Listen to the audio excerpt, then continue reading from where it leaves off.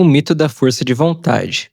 Deixa eu te fazer uma pergunta que vai parecer simples, mas não é. Quantas vezes você começou de novo? Segunda-feira, primeiro do mês, aniversário, virada de ano. Quantas vezes você pegou um caderno novo, baixou um aplicativo diferente, montou uma planilha cheia de cores, fez uma lista milagrosa de novos hábitos e jurou para si mesmo que dessa vez seria diferente? E aí, 2 semanas depois, você estava exatamente de volta ao ponto de partida, olhando para aquela planilha vazia com uma mistura de culpa e cansaço. Não estou perguntando isso para te envergonhar, estou perguntando porque a sua resposta revela algo profundo sobre a mentira mais bem embalada que a modernidade já te vendeu. A mentira não é que você não tem força de vontade, e a mentira não é que te falta disciplina ou foco. A mentira cruel é que a mudança humana funciona assim, aos poucos, de forma linear, progressiva, previsível, como se a sua vida fosse um gráfico de ações subindo 1 milímetro por dia. 1% melhor a cada dia, consistência acima de tudo, a jornada de 1000 milhas começa com um único passo. Isso soa muito bonito, é extremamente vendável e está completamente errado na maioria dos casos reais. Não estou falando aqui de uma intuição pessoal, de um palpite filosófico. Estou falando de dados estruturados. O psicólogo William Miller passou a carreira inteira documentando como pessoas que lutavam contra dependências químicas profundas realmente mudavam. Ele não queria saber como os livros diziam que elas mudavam. Ele queria ver o que acontecia na prática, e o padrão que ele encontrou destruiu completamente os modelos graduais de autoajuda. As mudanças duradouras e permanentes não aconteciam no final de programas longos de 12 semanas, não aconteciam depois de que a pessoa atingia metas progressivas e ganhava recompensas. Elas aconteciam em um momento específico, em geral banal, às vezes até sem nenhum motivo aparente. Um instante onde algo dentro do sistema interno daquela pessoa simplesmente não conseguia mais sustentar o padrão anterior. Miller chamou isso de mudança quântica e preste atenção nisso. Isso não é uma metáfora barata de motivador de palco. É um termo técnico para descrever um fenômeno psicológico real que os modelos de evolução, em passos, simplesmente não conseguem explicar. E aqui está um detalhe que mais deveria te incomodar. Na maioria absoluta dos casos catalogados, essas pessoas não estavam se esforçando mais quando a mudança definitiva aconteceu. Elas estavam se esforçando menos, elas tinham finalmente parado de lutar contra si mesmos de um jeito habitual. Mas ninguém vai te contar isso no próximo curso de produtividade que aparecer no seu feed. Sabe por quê? Porque a mudança quântica não tem uma metodologia dividida em 10 parcelas vendáveis. Você não consegue comprar o próximo módulo para chegar lá. E sem um próximo módulo para te empurrar, o modelo de negócios inteiro da indústria de aperfeiçoamento pessoal desmorona antes do amanhecer. Porque a mudança gradual parece funcionar, mas não funciona. Se você está me ouvindo agora enquanto lava a louça, arruma o quarto ou dirige no trânsito, tenta puxar na memória as vezes que você tentou mudar um comportamento que já dura anos na sua rotina. Pode ser a sua alimentação, pode ser começar a fazer um exercício, pode ser aquela conversa difícil que você limpa da gaveta mental toda semana, pode ser aquele projeto autônomo que você começa todo mês de novo e larga na metade. Você provavelmente tentou um método que todo mundo ensina. Reduz um pouco o erro, aumenta um pouco o acerto, cria um gatilho visual, estabelece uma recompensa no final do dia. Nos primeiros 3 dias funciona perfeitamente. A segunda semana ainda se mantém de pé, sustentada pelo entusiasmo inicial, mas na terceira semana, inevitavelmente, algumas coisas acontecem. Um dia ruim no trabalho, uma situação inesperada em casa, um momento de exaustão mental profunda.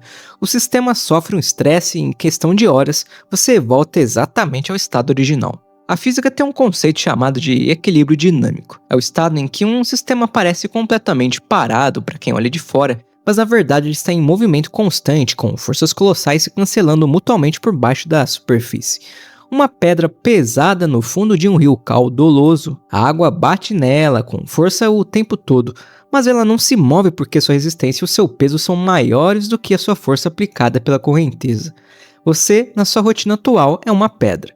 Nos seus padrões de comportamento, que não são hábitos soltos, você se esqueceu de organizá-los. Eles são parte de um sistema complexo que se autoequilibra para te manter protegido. Quando você introduz uma força pequena, isolada e positiva, como acordar 30 minutos mais cedo ou meditar 5 minutos, o seu sistema absorve o impacto dessa força, se ajusta temporariamente e depois volta ao estado anterior. Isso não acontece por causa de uma fraqueza moral sua, acontece por pura física psicológica. Para um sistema em equilíbrio dinâmico mudar de estado de verdade, você não precisa de uma força sutil sendo aplicada aos poucos. Você precisa mudar as condições de base que mantêm o equilíbrio atual. Os físicos chamam isso de mudança de fase. A água não vai do estado líquido para o estado sólido de forma gradual, virando um gelo progressivo a cada minuto. Ela vai diminuindo a temperatura até atingir um ponto exato de congelamento, então a estrutura molecular se reorganiza inteira só de uma vez. O processo anterior, o resfriamento de 20 graus para zero, é necessário, mas ele ainda não é a mudança. A mudança real é o instante da ruptura estrutural. Você pode passar anos da sua vida se resfriando, pode passar anos lendo livros, assistindo a vídeos como esse, tentando, falhando e tentando de novo, sem que a mudança real aconteça. E ela pode, de repente, acontecer de uma vez só quando as condições internas certas finalmente se encontrarem na mesma mesa. O grande problema é que o mercado te vende o processo lento de resfriamento como se ele fosse a mudança em si. E aí, você se culpa e se acha incapaz quando chega ao 0 grau e percebe que a sua água interna ainda não virou gelo. O sistema operacional que você não instalou. Vamos dar um passo mais fundo agora, e essa parte vai doer um pouco. Pensa por um instante em uma crença muito profunda que você carrega sobre si mesmo. Não estou falando de uma opinião política ou de um gosto pessoal que você formou depois de ler bastante e debater. Estou falando de uma daquelas certezas silenciosas que parecem vir de um lugar anterior ao próprio pensamento. Aquela certeza de que você não é bom o suficiente em uma área específica. A certeza de que pedir ajuda para os outros é um sinal claro de fraqueza e incompetência. A crença de que você precisa sofrer e provar o seu valor 24 horas por dia antes de merecer um minuto de descanso legítimo, ou que qualquer relacionamento que comece a ficar sério demais vai acabar te sufocando ou te machucando. Mas de onde que veio isso, afinal? O psicanalista Donald Winnicott passou a carreira inteira estudando como as crianças constroem a sua própria identidade diante do mundo.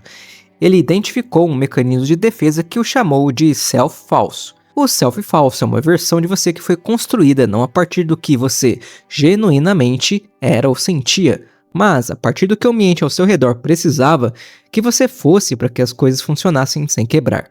A criança que aprende muito cedo que o seu choro gera irritação, punição ou afastamento dos pais, aprende por pura sobrevivência a engolir o choro. Ela aprende a fingir que não está sentindo o que está sentindo. A criança que percebe que só recebe atenção, afeto, quando alcança uma nota alta ou uma vitória, começa a se definir unicamente pelas suas conquistas externas.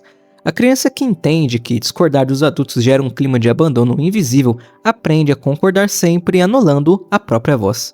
Nenhuma dessas adaptações na infância foi um erro de caráter. Foram soluções brilhantes e extremamente inteligentes para um ambiente específico de sobrevivência. O grande problema é que o tempo passa, o ambiente muda completamente. Mas a solução continua rodando em segundo plano. Você já saiu da infância, mas a estratégia de sobrevivência daquela criança aterrorizada veio junto na sua mala de adulto. E agora você está aí, um corpo mais velho, em uma vida cheia de responsabilidades, executando um protocolo de comportamento que foi escrito para condições que já deixaram de existir há décadas. O filósofo John Dewey tinha uma observação sobre a mente humana que eu acho devastadoramente precisa. Ele dizia que o maior obstáculo para o verdadeiro aprendizado não é a ignorância. A ignorância é um espaço vazio que está aberto para ser preenchido. O verdadeiro obstáculo é o conhecimento falso que a gente carrega jurando que é verdadeiro. Quando você acha que já sabe como as coisas são, você processa toda e qualquer informação nova pelo filtro do que você já acredita, e o seu cérebro descarta sumariamente tudo que não confirma a sua tese antiga. As crenças que você tem sobre quem você é funcionam exatamente dessa forma. Elas não são apenas ideias na sua cabeça que você pode mudar de opinião, como quem muda de camisa. Elas são o próprio óculos pelo qual você processa a realidade. Se o seu sistema operacional base acredita que você não é uma pessoa criativa, você vai interpretar cada tentativa criativa fracassada como uma prova matemática de que você estava certo, e vai encarar cada tentativa bem-sucedida como um mero acidente de percurso ou pura sorte. O seu sistema operacional antigo nunca vai deixar você rodar um software novo que contradiga o código base dele. Ele vai travar o sistema, vai travar na terceira semana, vai travar na primeira crise, vai travar sempre que o cansaço apertar. A maioria das tentativas de mudança gradual falham porque tenta instalar um comportamento novo e bonito, sem ter a coragem de mexer na programação velha do sistema operacional, a névoa que ela protege. Existe um estado da mente humana que é infinitamente mais perigoso do que a crise absoluta ou o desespero escancarado. A crise é barulhenta. Ela quebra as coisas, ela te força a se mover. Quando tudo desmorona ao seu redor de uma vez só, você é violentamente obrigado a agir porque continua parado no meio dos escombros, se tornou fisicamente impossível. A crise tem uma crueldade óbvia, mas ela também carrega uma honestidade brutal. Ela não te deixa margem para fingir que está tudo bem. O estado mais perigoso que você pode habitar não é esse. O estado mais perigoso é a vida que está quase certa, a insatisfação administrável. É o trabalho que não te realiza em nada, mas paga suas contas em dia e as pessoas lá dentro até que são legais. É o relacionamento amoroso que já não tem nenhuma cumplicidade ou paixão há anos, mas é confortável e separar daria um trabalho enorme com os parentes. É o apartamento que é funcional para dormir, mas nunca se transformou em um lar de verdade. É o corpo que te carrega de um lado para o outro no piloto automático, mas que você prefere evitar olhar no espelho com calma. São aqueles planos antigos que existem em alguma gaveta da sua mente há tanto tempo que você já parou de pensar neles como projetos e começou a encará-los apenas como fantasias de quem você poderia ter sido se tudo tivesse sido diferente. Isso tem um nome técnico muito claro na psicologia técnica. É o que o Martin Seligman comentou em um dos seus experimentos clássicos sobre o desamparo aprendido. Quando organismos são expostos a situações de estresse onde não existe nenhuma relação clara entre a sua ação e o resultado final, eles simplesmente param de tentar. Não porque eles decidiram desistir por preguiça, mas porque o cérebro deles aprendeu de forma estatística que tentar não muda o cenário. E o elemento mais assustador de desamparo aprendido é que mesmo quando a situação muda e a ação passa a ser uma consequência real de libertação, o indivíduo continua paralisado. O comportamento de não tentar foi internalizado, como se fosse uma lei universal sobre o mundo. Talvez você esteja vivendo exatamente dentro do desamparo aprendido agora. Enquanto ouve essas palavras, você tentou mudar algumas coisas que eu sei no passado e não deu certo. Tentou de novo e falhou. Tentou mais uma vez e concluiu, de uma forma que pareceu completamente lógica e razoável para sua mente, que a mudança definitiva não funciona para você.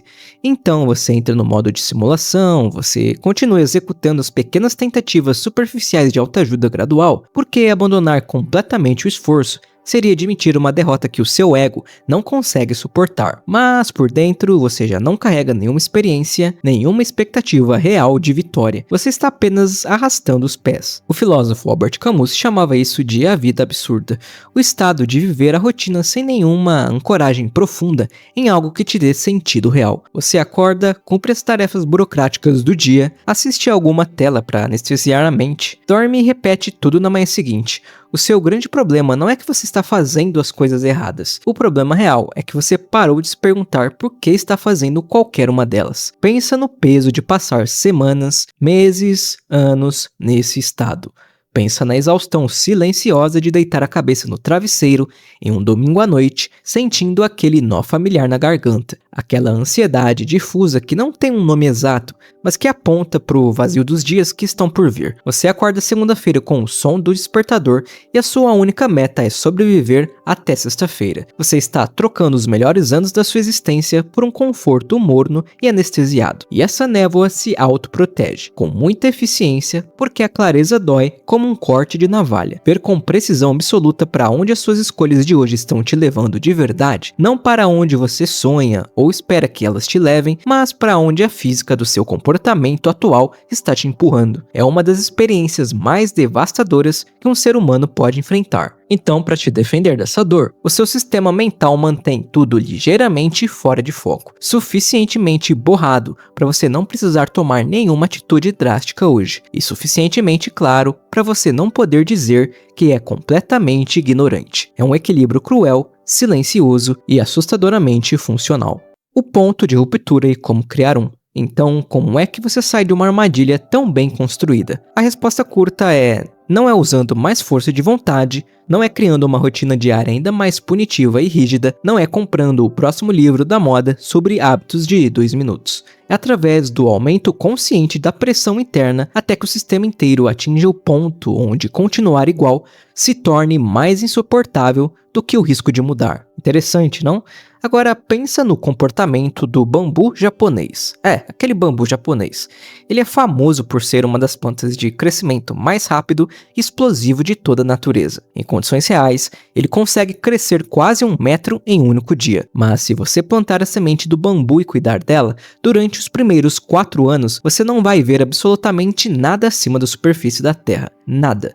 O bambu passa esses 4 anos inteiros construindo um sistema radicular complexo, profundo e robusto por baixo do solo, porque essa estrutura é a única coisa que vai ser capaz de sustentar o crescimento vertical massivo que vem depois. Se você desistir de regar no 3º ano achando que nada está acontecendo ali, você mata todo o processo pouco antes da ruptura. A maioria das transformações humanas reais opera exatamente sob a mesma lógica subterrânea. O processo interno que antecede a grande virada é completamente invisível para quem olha de fora e muitas vezes é imperceptível para você também. Você não consegue ver as moléculas mudando enquanto se aproxima do ponto de congelamento. Você só percebe que algo mudou quando tudo endurece de uma vez só. Mas existe uma técnica psicológica que você pode aplicar para acelerar esse processo de acumulação de energia. O psicólogo Kurt Lewin, que passou décadas estudando a dinâmica de mudanças em sistemas humanos complexos, descobriu um fato fundamental. A forma mais rápida e eficiente de mover um sistema no seu estado atual para um novo patamar não é aumentar as forças que empurram em direção à mudança. Não é colocar mais motivação, mais prêmios ou mais discursos inspiradores. A forma correta é diminuir as forças de resistência que estão fazendo um esforço monumental para manter o estado atual intacto. Você não muda adicionando mais combustível na empolgação. Você muda removendo os amortecedores que tornam a sua vida medíocre, atual e insuportável. Isso é completamente contra-intuitivo para tudo que te ensinaram. A maioria esmagadora das estratégias de desenvolvimento pessoal focam exclusivamente no que você vai ganhar se mudar. Prometem mais saúde, mais dinheiro, relacionamentos incríveis, um corpo atlético e uma energia invejável. E isso funciona muito pouco na prática, porque o ganho futuro é uma abstração distante para o cérebro, enquanto o custo do esforço presente é imediato, concreto e doloroso. O mecanismo que realmente funciona é inverter essa balança, é tornar o custo oculto do seu estado atual muito mais visível, nítido e insuportável do que o custo do desconforto da mudança. Não olhe para o que você pode ganhar lá na frente.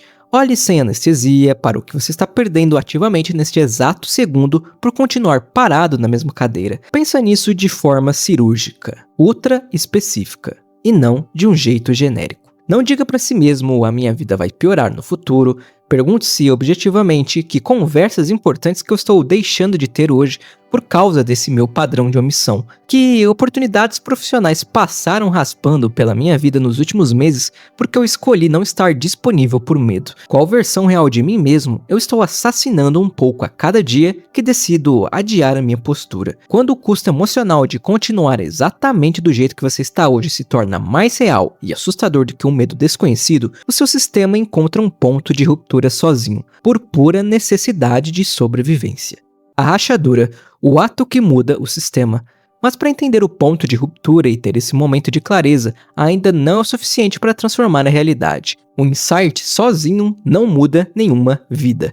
Você pode ter a compreensão mais precisa, genial e psicologicamente perfeita sobre os motivos exatos que te deixaram preso nessa armadilha e mesmo assim continuar exatamente na mesma armadilha pelo resto dos seus dias, porque o insight é processado pelo cérebro apenas como informação teórica, e o seu sistema operacional antigo sabe como absorver informação, transformá-la em um pensamento bonito e continuar operando os mesmos erros de sempre. O filósofo pragmatista William James tinha uma máxima que a maioria das pessoas passa a vida inteira tentando evitar a todo custo. O sistema nervoso humano muda através de ações físicas concretas e nunca através de compreensões intelectuais. Você não senta na cadeira, pensa em uma nova identidade até se sentir transformado, e então começa a agir a partir dela.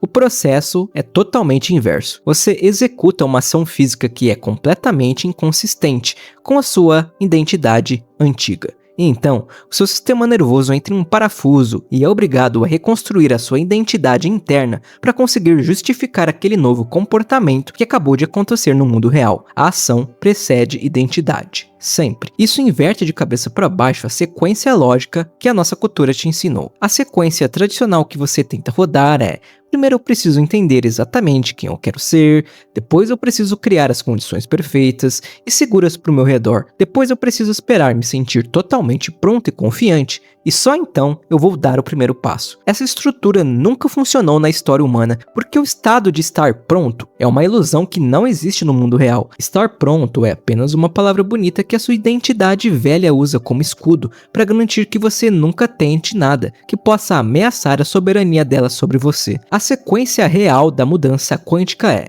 você age primeiro no susto, no desconforto. Você executa um ato que contradiz diretamente a narrativa de quem você acredita ser. Não precisa ser um projeto monumental ou uma virada de mesa completa que mude seu cenário em um dia para o outro. Você só precisa criar uma rachadura. A rachadura é um ato específico, real, físico, pequeno o suficiente para que você possa executá-lo hoje mesmo, com as ferramentas que tem na mão, e perturbador o suficiente para que o seu código base antigo não consiga digeri-lo sem quebrar. Agora deixa eu te dar um exemplo muito prático de como isso funciona na vida real, para ficar claro na sua mente enquanto você faz a sua tarefa agora. Imagina um sujeito que passou os últimos 5 anos sofrendo em um cargo ingrato, sendo explorado pelo chefe e acumulando um ressentimento imenso porque ele simplesmente não consegue dizer não para nenhuma demanda absurda. Na cabeça dele, o sistema operacional roda a crença de que se eu colocar um limite, eu vou ser rejeitado, demitido e passar fome. Ele já leu 10 livros de liderança em inteligência emocional, mas continua travado. A rachadura para esse cara não é pedir demissão na segunda-feira ou fazer um escândalo na sala da diretoria. Isso é fantasiado de renovação completa que o ego cria para paralisar. A rachadura real é um ato cirúrgico. É mandar um e-mail curto de 2 linhas para o seu chefe hoje à tarde, dizendo: sobre o projeto extra que você me pediu para assumir no final de semana, infelizmente não vou ter como absorver essa demanda devido aos meus compromissos atuais. Abraços. Enviar esse e-mail leva 30 segundos. Não exige um plano de carreira de 5 anos, mas um segundo em que o dedo dele clica no botão enviar, o sistema operacional antigo daquele homem sofre um curto-circuito.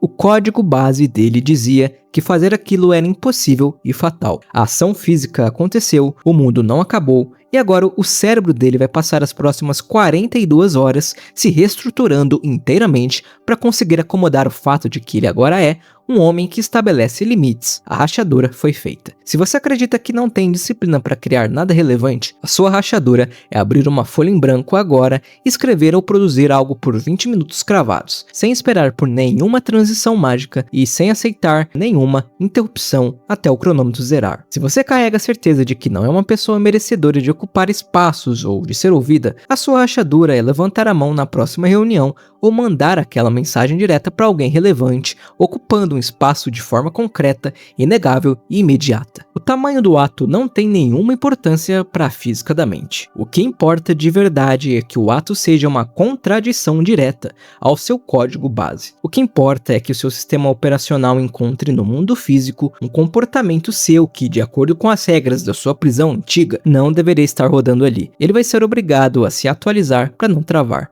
Você não vai se sentir confortável fazendo isso. O seu coração vai bater na base do pescoço, as suas mãos vão suar frio e o seu estômago vai dar voltas só de imaginar o clique. Mas entenda isso de uma vez por todas. Esse mal-estar físico não é um sinal de que você está errando o caminho. Ele é o único indicador biológico confiável de que você finalmente encontrou a rachadura certa. O que acontece depois da rachadura? Mas eu preciso te dar um aviso sério aqui que nenhum manual de autoajuda comercial tem a honestidade de incluir nas páginas coloridas. Depois que você executa a rachadura, o seu sistema antigo não vai aceitar a derrota de braços cruzados. Ele vai tentar uma controvérsia violenta para recuperar o território perdido. Vai haver um momento que pode durar algumas horas ou alguns dias, onde tudo na sua vida vai parecer significativamente pior, mais confuso e mais instável do que estava antes de você mexer na estrutura. A sua identidade velha vai produzir os argumentos mais lógicos, sedutores e convincentes do mundo para te convencer a recuar. E pedir desculpas e voltar para a segurança morna do pântano onde você estava, ela vai sussurrar que você foi impulsivo, que você foi imaturo e que está estragando tudo com o equilíbrio antigo. Mesmo sendo infeliz, era melhor do que essa instabilidade atual. Não caia nesse truque. Esse desconforto morto não significa que a sua ação foi um erro. É apenas que a mecânica natural de um sistema complexo resistindo desesperadamente à sua própria reorganização interna. O psicólogo Jean Piaget passou a vida estudando o desenvolvimento da inteligência dos sistemas de crenças nas crianças, e ele identificou um padrão estrutural, que chamou de acomodação. Quando o nosso modelo mental existente é perturbado, que não cabe do jeito nenhum dentro das nossas gavetas antigas, o sistema inteiro entra em um estado temporário de caos e desequilíbrio profundo, antes de conseguir se organizar novamente em um nível superior de complexidade e maturidade. Esse período de desequilíbrio é desconfortável por puro design biológico. É o processo, é o peso da nova estrutura sendo assentado no lugar. Se você interpretar essa dor temporária de rearranjo como um sinal de falha e decidir dar um passo atrás para recuperar o conforto antigo, você cancela o processo de acomodação exatamente na metade do caminho e condena sua mente a se fechar em uma versão ainda mais rígida e assustada do que era antes. Essa janela de caos tem uma duração definida. Ela tem um começo, um meio e um fim. Ela passa e quando você atravessa essas tempestades sem recuar o pé da linha, o sistema se reorganiza do outro lado de uma forma que torna a volta ao estado medíocre anterior algo praticamente impossível de sustentar. Não porque você se transformou magicamente em um herói de cinema ou em uma pessoa perfeita da noite para o dia, mas simplesmente porque o seu sistema operacional de base foi atualizado por uma ação concreta e o código velho perdeu a validade. Os 20 minutos que você acabou de gastar. Se você ainda está me ouvindo, significa que nós chegamos ao final dessa jornada de 20 minutos juntos, e eu não sei qual tarefa mecânica que você estava executando enquanto a minha voz entrava nos seus ouvidos. Não sei se você lavou a louça, se organizou sua mesa de trabalho, ou se ficou apenas olhando para o seu teto do quarto no escuro, mas o fato é que você permaneceu até aqui, até o último bloco, o que significa que alguma coisa nessa estrutura tocou em um nervo muito real da sua vida atual. Mas agora, no segundo final desse ensaio, eu preciso ser absolutamente honesto com você sobre uma lei implacável da internet. Este vídeo não muda absolutamente nada na sua vida. Nenhum vídeo do YouTube tem o poder de mudar ninguém, nenhum livro de 500 páginas, nenhum podcast de 3 horas, nenhuma palestra inspiradora ou insight genial de madrugada tem qualquer capacidade de transformação por si só. Tudo isso é apenas ruído estético se morrer dentro da sua cabeça com uma ideia bonita. A única coisa que possui o poder real de quebrar o silêncio da sua prisão é o ato físico que você decidiu executar no minuto seguinte após o encerramento desse áudio. Não mude amanhã. Não espere a próxima segunda-feira para processar essas ideias com mais calma. Faça agora, nos próximos 30 minutos do seu dia, antes que a rotina retorne o controle da sua atenção, antes que a névoa volte a desculpas desconfortáveis de sempre e apague a clareza que você acabou de experimentar. Qual é a sua rachadura para o dia de hoje? Não desenhe um projeto monumental de vida. Não tente salvar o mundo. Escolha o ato específico, nítido e desconfortável que contradiz de forma direta a pessoa que você tem sido nos últimos meses. Se você pensou em uma situação específica enquanto eu falava, você já sabe, com absoluta certeza, que é exatamente essa a sua rachadura. Se você ainda tem dúvidas, faça a si mesmo a pergunta definitiva. Qual é o menor ato possível que me causa uma leve náusea no estômago só de imaginar a execução? É exatamente essa, vai lá e faz. O relógio da sua vida continua correndo em silêncio no fundo da tela e ela não vai parar enquanto você decide se está pronto ou não para começar a viver. Se esse ensaio fez sentido para sua realidade, deixe seu comentário aqui embaixo me dizendo qual é a sua rachadura para o seu dia de hoje. Pode ser algo pequeno, discreto e silencioso, só precisa ser real. Toda segunda, quarta e sexta, a gente se encontra aqui nesse mesmo canto da internet. Se inscreve no canal e ativa o seu DNA Nerd para não perder os próximos textos de madrugada. Até a próxima, mutantes da internet.